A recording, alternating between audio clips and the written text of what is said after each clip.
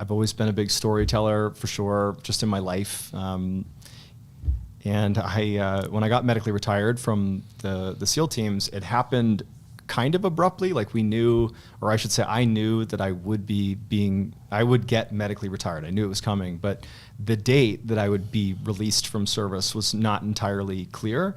And then it was kind of like all of a sudden I was told that actually your date to be, kicked out of service is like right around the corner, like super quick. And so I had this kind of frantic, like, now what do I do? Like you get like a retirement, you get paid if you get medically retired. It's like, it's not really enough to live on, but it's definitely enough to like survive for a little bit. But I needed a job, I needed a civilian job. I got really no sense of what I could do. I mean, as much as, people are naturally inclined to think that Navy SEALs bring a lot to the table, and they definitely do, beyond the battlefield, like just as people. It's very difficult to think about how you would translate those skills and experiences to like business, especially when you're in the military, and it's not just a SEAL thing, it's a military thing. You kind of live in a bubble. You're living in like the military bubble, and you're not really exposed too much to like modern technology. Like as an example, I get out of the military in 2017, and I didn't understand like what a Google Sheet or Google Doc was. And like I was a fairly tech savvy person before I went in the military, and I like didn't understand like what are these sheets, these like Google Sheets that people are sending me, and like Google Documents. Like none of it made sense. But like there's all these like simple things that you don't think would be hard to learn.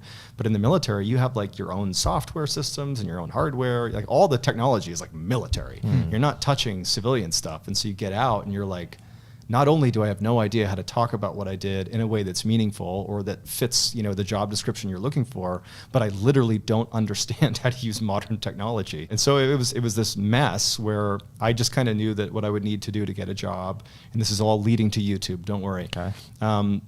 I knew I needed to like meet people. And so I was like, I'll network, I'll meet people through LinkedIn or something. And I wound up connecting with this guy named Jordan Selleck, who's this former investment banker turned entrepreneur in New York City.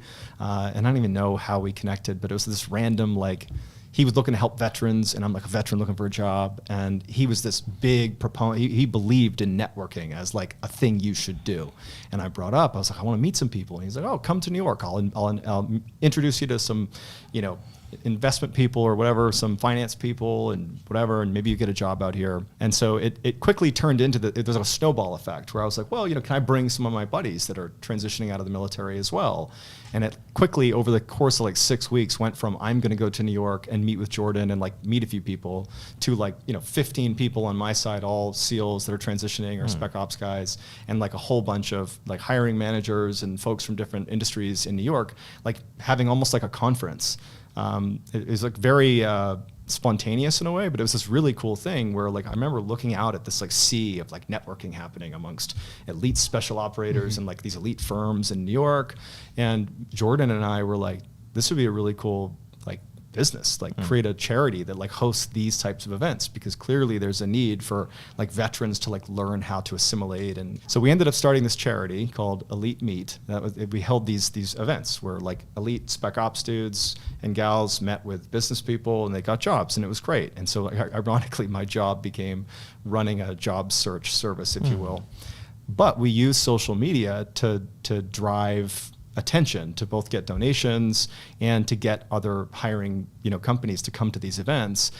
But there was this goofy thing where, special operations, soldiers, warriors, whatever, like they are notoriously not willing to promote themselves. Now, I will say there's a huge caveat. There's tons of SEAL content. There's lots of, but like those represent the minority of people that are like out of that community. The bulk of folks that are SEALs, for example, will like literally barely ever talk about it. They keep it to themselves. It's like the whole silent professional thing.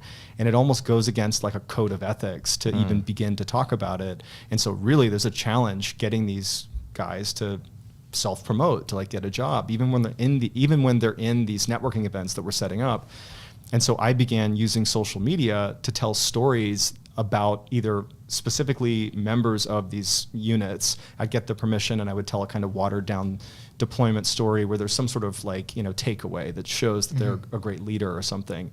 but it was really hard to get permission from people, and it was just easier if I talked about my own experience and then relating it to how this applies to a wide swath of other special operators, that like I'm the representation of the baseline. And so if you hire anybody, you know, this story showcases not just what I can do, but what all these people can do. And I was really good at writing these stories. Like they were like LinkedIn, you know, like little, like several paragraphs long. And so that was when I began thinking about like social media just as a thing. It was like fascinating to me that just telling stories, written stories on LinkedIn could drive donations, like hundreds of thousands of dollars in donations. And like very big businesses were coming to these events, these like little events we were hosting from social media. And so I ended up going off the deep end a little bit with social media, where I ended up not so much posting about how to drive attention to the charity, but more like how to build my own personal brand as like a Navy SEAL, like a former Navy SEAL. And I like broke I committed a cardinal sin in the SEAL community, which is like aggressive self-promotion, like above and beyond just trying to get a job. Like I was posting stuff on social media that in no way was sensitive information. It was nothing like. But it's more patting yourself on the back, like look what I did. Look at me. And it's more so in the SEALs, it's about the team. And then think about it. Yeah. And I'm also like, I did the minimum amount of time you can do in the teams. And I mentioned earlier, like there are people in the teams that do like 20 deployments. You know what I mean? I'm giving you my experience from like 2 little deployments. There are people that have done so much more.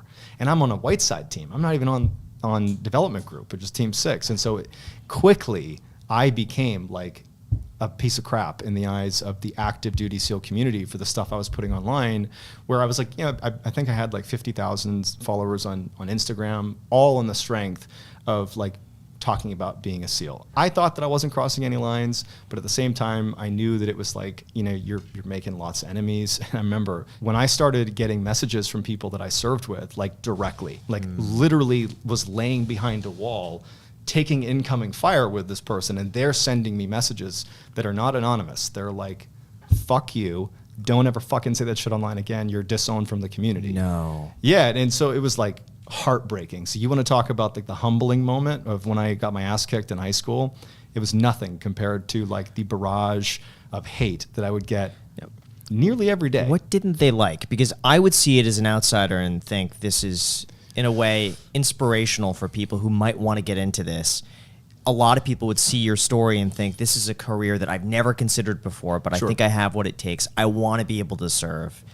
To me, it comes off as something that's more so positive, is like sharing these experiences in such a way that can inspire other people. So objectively, that's all true. And I deleted virtually all of this stuff. If you were to go back and look at all of it, I would probably cringe reading it, but you would not read any of them and be like, I don't get it. You wouldn't read it and be like, oh yeah, I see that. Because objectively, all I'm doing is sharing real experiences that are my own. I never acted like I specifically was like the leader and I was the guy doing this. It was always really my actual POV.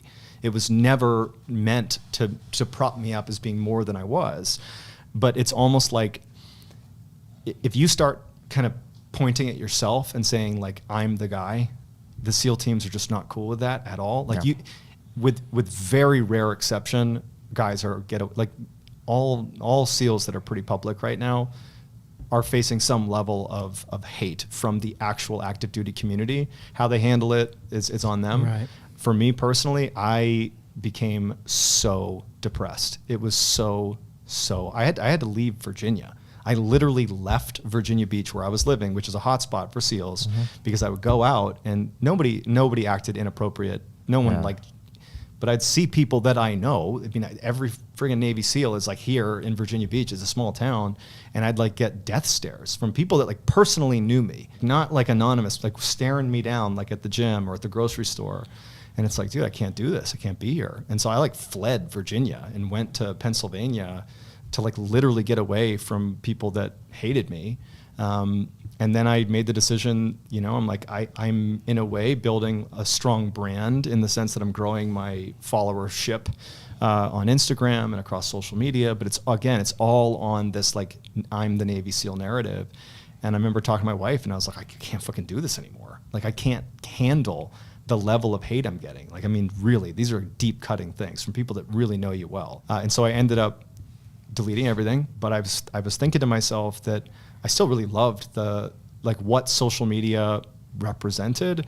I loved I loved the idea that anybody could post something to the internet, and in theory, it could like go viral and they could become a thing. I hope I'm not prying, but how are those relationships now with the Navy guys? Yeah. Horrible. Still destroyed, gone. Have you ever tried to mend that, or is there no point out of respect no. to just leave it? You know, it's I think that now enough time has passed since I was posting the stuff that ultimately triggered the reaction I got.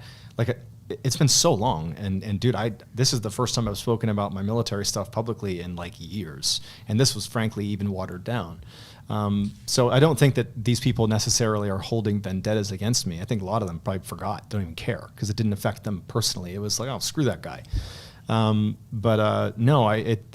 frankly, it's a troubling part of my life that I have people that at one time I would have literally died for, and who would have literally died for me, that I don't talk to at all. Like, people that meant an enormous amount to me that are no longer in my life. And yes, I'm sure I should probably be the one to reach out and do, and I've done that with a couple people, but it's painful to even breach that. I think that I've just kind of avoided it, and maybe one day, our paths will cross again, but not holding my breath.